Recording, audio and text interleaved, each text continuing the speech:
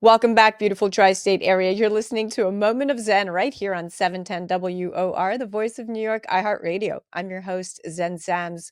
Welcome back to the Polished Beauty segment, where we break down the science of beauty, health, and longevity with real experts, where beauty meets brains. I'm your host, Zen Sams, alongside my go-to expert in aesthetic and wellness, co-contributor, Dr. Daisy Ayim. She's a triple board certified cosmetic surgeon and OBGYN. Today, we're diving into a topic that affects every single woman over 40, yet most don't even realize it's happening. The silent muscle loss crisis, why your face and body are both drooping, and how to fight back. We always hear about muscle loss in the body as we age, but what if I told you that your face is also losing muscle? That's right, just like your arms, legs, and core, the muscles in your face weaken, shrink, and lose structure over time. The result? Drooping cheeks, sagging jawlines, and a tired, aged appearance. So, how do we fight back? Well, our guest today is living proof that aging doesn't have to mean losing strength or definition.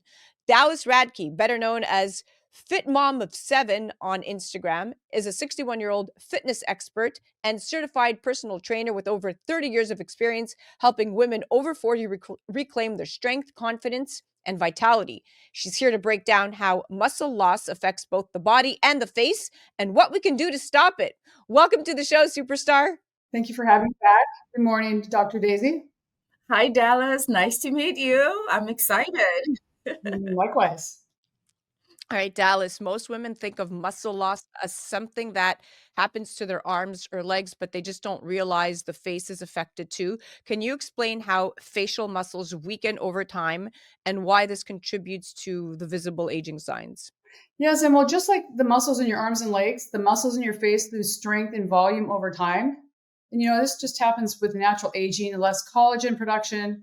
Just like the body muscles, facial muscles can strengthen. We can strengthen them as well, but it's all about maintaining the muscle. It's like building it, and everything we want to do, everything we can to maintain the muscle once we built it. Yeah, I agree with that. Dallas, when women start losing muscles on their face, what is like the first sign they notice? Because that's something they're going to ask, like, what do I look for? And also, are there any warning signs that they should start looking for in their younger years? Sagging cheeks, the hollowing under the eyes, your lips get a little bit thinner, your, eyebrows start to drop slightly. Once again, you want to make sure that I just feel like exercise is the answer to everything and building and maintaining that muscle. So if the face and body are both losing muscle, does that mean that the traditional strength training can actually help prevent sagging in the face? Do we need a different approach? Are there facial exercises that you recommend? Because I've heard that can help as well, or modulators that can help tighten the muscle on the face? When you lift weights, you preserve muscle everywhere, including your face. Strength training actually boosts collagen production, which keeps your skin firm. But, you can use those little stones, those gua sha, or we had gua sha stones you can do for the jawline. That actually is a lymphatic massage to release toxins, which will help with the stimulation of collagen. But there's, I'm sure there's muscle exercise or facial exercises you can do to strengthen the muscles in your face. You can look them. I don't necessarily do them myself, to be honest with you. I just focus on strength training my entire body. But there are, science has proven that you can strengthen the muscles in your face. Yeah, that's fascinating. Dr. Daisy, this is up your alley. This is what you do. You are in the gym every time I see you. And most people would never connect strength training with anti-aging for the face, but both Dalyce and you, Dr. Daisy, are living proof. Yeah, they're both connected. When you're working your muscles, you think you're focusing on that tricep or abs, but you're actually straining the face and that's strengthening your muscles. So they all work together simultaneously. And there are specific exercises that you can just focus on the face if you want to target those muscles. But I think, for the general public, if you just go and work out strength in the total body, you will benefit your face as well. Dallas, I want to know, with protein, there's a lot of talk and conversation, and women often want to get on protein. What is the suggestion you have for women that are seeking to get protein in their diet? And also, what would be the recommendation? Well, protein is crucial for maintaining muscle mass in your face and your body. In most women, I'd say almost all women don't get enough protein daily. And right now, I think the recommendation, or just in general, is about 0.6 to 1 gram per pound of body weight. So it's about 100, I'm 128 pounds. I try and aim for 120 grams of protein a day. And it's difficult. It does take some work, but it's really important because it supports collagen and skin elasticity. It boosts recovery and strength. And once again, you need that to build a muscle. So it's protein's crucial. Especially in the menopausal women category, without a doubt. 100%. But if you get into the habit of doing it when you're younger, which is what I teach my girls or my kids, in your 20s and 30s, don't wait until you're in your 40s and 50s to start, building muscle. Do it when you're younger so you maintain that foundation. I love it. Now, I know Dr. Daisy, you have another question, right? Yes. So for the women that are already experiencing sagging, and that's literally most women in their perimenopause, menopause year, is it possible to rebuild facial muscle later in life or to prevent it? Is there anything you suggest? You know what? I believe it's the same thing. Like I said, with our body, I think that we need to, from a younger age, but it's never too late. When you're in your 40s and 50s, if you start strength training, I believe that building muscle is crucial. And then once you start building it, do everything you can to maintain it. But with that being said, I'm going to be totally transparent. If you haven't followed me, and my followers already know this, and you're a plastic surgeon, I had a lower face lift 2 years ago because I've noticed over time that I was losing volume. I mean, genetically, I think as I've aged, I've got a little bit leaner too. I've been pushing heavier weight, so I'm building more muscle. So I've actually leaned out more, built more muscle, lost some body fat. And, you lose the volume in your face. And I was noticing the sagging. And it was like that jawline was sagging and there was nothing that I could do. I mean, I was doing everything I could with strength training and maintaining my muscle, but you can't do, it wasn't changing my skin. So I went in and had the lower facelift just to remove the excess skin. So yeah, I'm going to be right behind you when I get there. Right behind you. I already said it. If there's one plastic procedure, like plastic surgery, it's a facelift. Yeah, I didn't do anything above my eyes, but it was just like this started sinking. And every time I saw a picture, I would look in the mirror. I was like, oh my gosh, I feel great. I'm strong. I'm maintaining my muscle. I'm doing everything I can. I'm eating healthy, but you can't turn the clock back on skin. You can do it to a certain point. You maintain the muscle, but there's only so much you can do for your skin, And so I was like, I can't turn the clock on the sagging right now. So I went and had it done. So yeah. I mean, the good thing with is now, faceless is an option, obviously, for your lower face and neck, but you have two devices in the market that actually can give you some drastic results that's almost facelift-like, but not quite, for someone that's seeking minimally invasive. And off record, this is not a promotion or anything, but, if you're looking at like radiofrequency device or helium-based devices, those two will really give you some drastic results. The other ones, it's kind of like small. Is that a laser that you're speaking of? No, it's not a laser. So FaceTite by InMode, that's a really good one that can give you some good lower face changes, and also Renuvion. Those two, I would say you really get results. The other ones in the market, they're very small changes. Yeah. It's interesting. I love that. I love that. And a lot of women over 40 struggle with energy loss, not just physical changes. And strength training, Dalyce, actually boosts energy levels, as you know, and you've been promoting, and helps with things like brain fog and fatigue. What does your training routine look like at your age?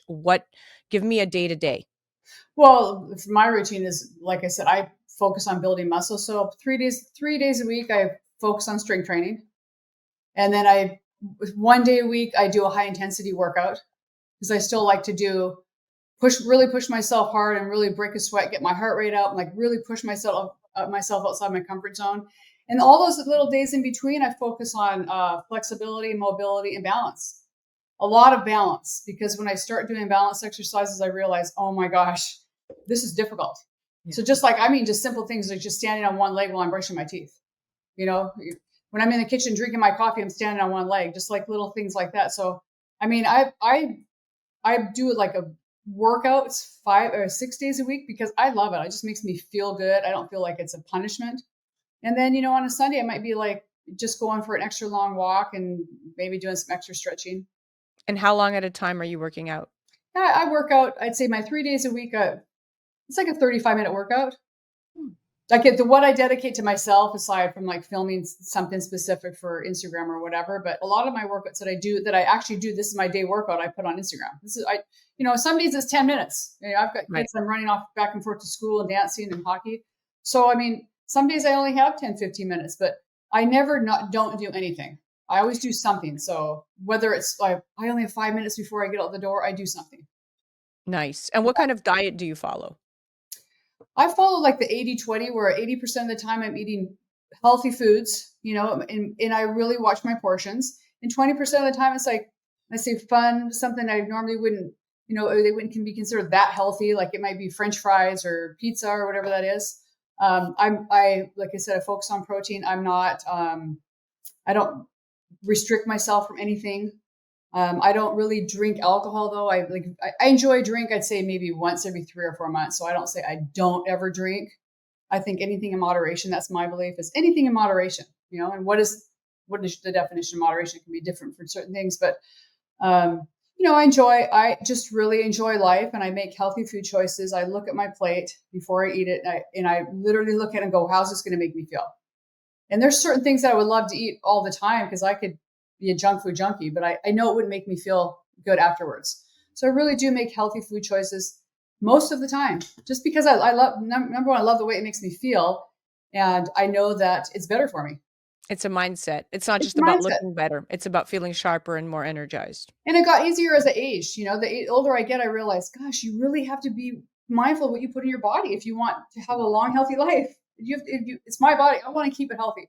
So it's my choice, yeah. I love that you mentioned that you only work out 35 minutes, because there's this big misconception that you have to be in the gym for 1 hour, 2 hours to get your workout in. And it's not the length of time that you do it, it's what you're actually doing in that time that Right, matters. So yeah, thank you for highlighting that. Do yeah. you have any simple science-backed exercise for women that can get started today if they were interested in getting the fitness journey going, and how to rebuild the muscles? So you'd say science-backed things? Yeah, science-backed things or suggestion or Yeah, I would just say, like, once again, going back to strength training, that's crucial. You have to add that. I mean, Pilates is great. Yoga is great. All the other things are great. But I always go back to, and I always tell this to the clients that I train is, they tell me all the things, I'm doing this now and I'm doing that now. And Pilates is amazing, and so is yoga. But strength training, you have to do. That's crucial. If you want to increase your longevity, you want to balance your hormones, you want to feel better and increase your metabolism. And then 2, increase your protein. And it takes some work. It does, it can't be all or nothing. It can't be, oh, forget, it's too hard to keep track. Like, just really, every time you eat food, make sure you have protein in that meal. That's the best, if that's the best you can do, that's better than, not doing it.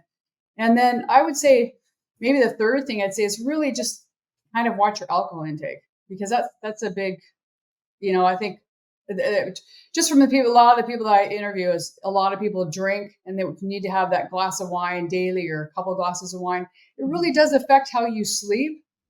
It affects your skin. I mean, your entire body. So I'd say that's in moderation as well. So, maybe take a look at that. And consistency is key, because it doesn't have to be all or nothing. If you only have 5 or 10 minutes, believe it or not, you can do, if you set a timer for 5 minutes and did 3 exercises, squat, push-ups, and a plank, 3 sets of those in 5 minutes, you'd be surprised. You're like, wow, that was actually really challenging. It took me 5 minutes. yeah. So, There's one question I want to ask you. Being a mom of 7, that's impressive. Congratulations on that. Thank It's you. not easy. And, a lot of women just say, I don't have time between child, between husband, between work. There's just not enough time to focus on their fitness journey. So I want to know, for you, what is that one thing, that one bold thing that you have done or that has gotten you to this point in life? If you had to look back, what was the one thing? I never looked at it as, I don't think I've ever looked at it as like making like a guilt thing, like, oh my gosh, or a selfish thing. I'm exercising and the kids they need me right now. I always looked at it as, I need to prioritize my health and increase my energy levels and make me feel good so that I can actually feel good for everyone else around me. So I always set that time aside, no matter what it was. Like maybe even the day before, in my mind, I would say, tomorrow, I know this is going to be a busy day, but what time during the day can I actually fit in 5 or 10 minutes? And I made a point of doing it. So I made it an appointment, almost like a doctor's appointment that I did not cancel. And set it at a time that you know that it's going to be doable, whether I had to get up 15 minutes before the kids got up or when they were taking a nap.